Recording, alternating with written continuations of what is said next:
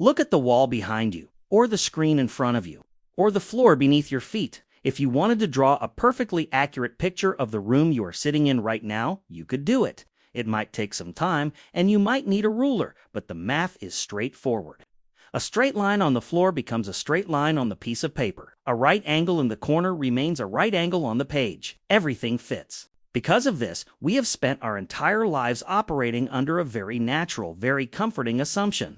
We believe that if you scale something down, it stays the same. We assume that the maps we used in school, the maps hanging on office walls, and the maps we open on our phones every single day are just smaller, flatter versions of the real world. We treat them as objective truths, but they aren't. In fact, the world map you are most familiar with, the one you can picture perfectly in your mind right now, is lying to you. It has been lying to you your entire life. It doesn't just have a few minor errors. It fundamentally alters the size, shape, and relationship of almost every country on Earth. It scales up some nations to look like massive, dominant superpowers, while shrinking entire continents into insignificance. And the strangest part is, the people who made it knew exactly what they were doing. If you ask anyone to picture a map of the world, they will almost certainly conjure up the exact same image. North America sits in the top left. Europe is near the top center, Africa is in the middle, and Asia sprawls across the right. This specific arrangement is called the Mercator projection, designed by a Flemish cartographer named Gerardus Mercator, all the way back in 1569. Mercator didn't have satellites, he didn't have aerial photography, but he had a very specific problem to solve. Sailors were trying to cross massive, treacherous oceans, and they needed a map where if you drew a straight line between 2 points and followed that exact compass bearing, you would actually arrive at your destination. Mercator figured out a way to stretch the globe onto a flat surface so that navigation lines stayed perfectly straight. It was a triumph of maritime technology. It saved countless lives and fueled the age of exploration. It was so effective that centuries later, when tech companies needed a map for the digital age, they chose this exact same system. It is the framework beneath Google Maps, Apple Maps, and almost every GPS system on the planet. But to make those navigation lines straight, Mercator had to make a compromise. A massive, invisible compromise that completely distorts how we view the planet. To understand just how severe this distortion is, we have to look at the parts of the map we usually glance past. Look at Greenland. On a standard world map, Greenland appears absolutely monumental. It looks roughly the same size as the entire continent of Africa. If you look closely, it might even look a little bit bigger. But if you take the actual landmass of Greenland and physically slide it down the map, placing it directly on top of Africa, something bizarre happens. Greenland shrinks. It doesn't just get a little smaller, it vanishes inside Africa. In reality, Africa is 14 times larger than Greenland. You could fit the entire United States, China, India, Japan, and the majority of Europe inside Africa, and you would still have room left over. Yet, on the map on your wall, they look like equals. This isn't an isolated glitch. The distortion spirals outward the further you move from the equator. Look at Europe. On the standard map, Europe looks like a dominant landmass, comfortably rivaling South America in scale. But pull back the curtain of the projection, and the reality is striking. South America is actually double the size of Europe. Look at Canada and Russia. These nations appear as sprawling, endless giants that dominate the northern hemisphere, stretching across the top of the world like massive blankets of land. While they are undoubtedly vast, their size on the map is wildly inflated.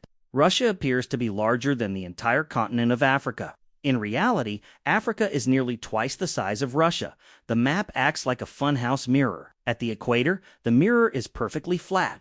Everything is true to size. But as you move north or south toward the poles, the mirror starts to bend and stretch. Landmasses are pulled horizontally and vertically, expanding like a balloon. The closer a country is to the pole, the more exaggerated it becomes. The closer it is to the equator, the more it is squished down. When you realize this, your perception of the world begins to fracture. You realize that the geopolitical hierarchy you've internalized since childhood, the visual weight of who looks big and who looks small, is an illusion created by a 16th-century sailing tool. When people first discover this, the immediate reaction is usually anger or suspicion. It feels like a conspiracy. It feels like a deliberate act of Eurocentric bias. designed to make northern nations look larger and more imposing than the global south. And for a long time, critics argued exactly that. In the 20th century, historians and cartographers tried to fix it. They created new maps. They introduced the Gall-Peters projection, which flipped the script entirely. It kept the sizes of countries perfectly accurate.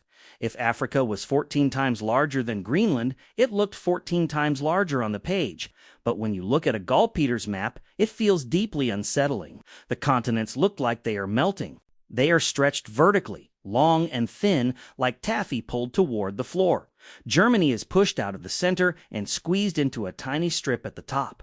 The shapes are unrecognizable. So, cartographers tried other methods. They tried the Robinson projection, which rounds the edges of the world, balancing the errors so nothing is completely accurate, but nothing is completely ruined either. It's a compromise of compromises. They tried the Waterman butterfly projection, which unfolds the Earth into an organic, multi-pointed shape that looked like a flattened insect. It preserves shapes and sizes beautifully, but it rips the oceans apart, leaving massive gaps of empty space where water should be. You can no longer sail a straight line anywhere. Every time a cartographer tries to fix the map, they just create a new nightmare. If they fix the size, the shape breaks. If they fix the shape, the directions twist.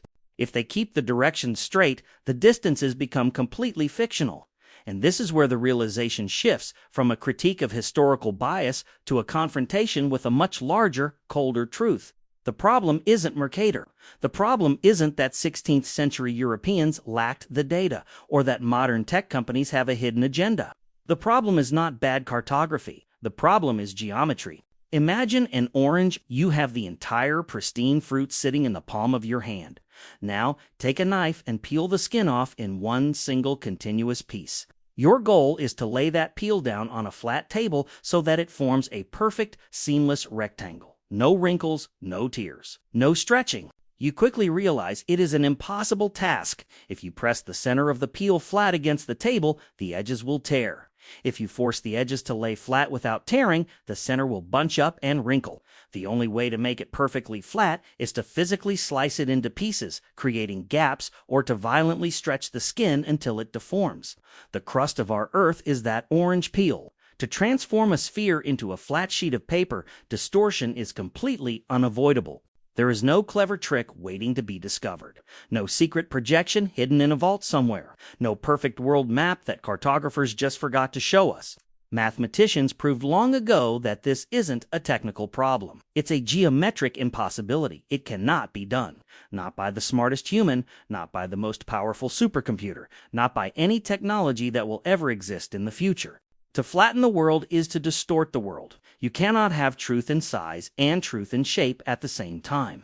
You have to choose which lie you are willing to live with. When you look at a map, you aren't looking at a picture of Earth. You are looking at a solution to an unsolvable math problem. Every map is an editorial decision. It is a manifestation of priorities. Mercator prioritized direction because he wanted to help sailors navigate. Gall-Peters prioritized equal area because they wanted to highlight the physical scale of the global south. Neither map is correct because correctness on a flat plane is a myth. This means that every time you open an app to find a coffee shop or look at an atlas to understand a conflict across the ocean, you are looking at a compromise. You are looking at a specific perspective that has chosen to sacrifice one truth in order to preserve another. We tend to look at maps as windows into reality, but they are actually mirrors of human intent. They tell us less about what the planet actually looks like and more about what the mapmaker wanted to achieve.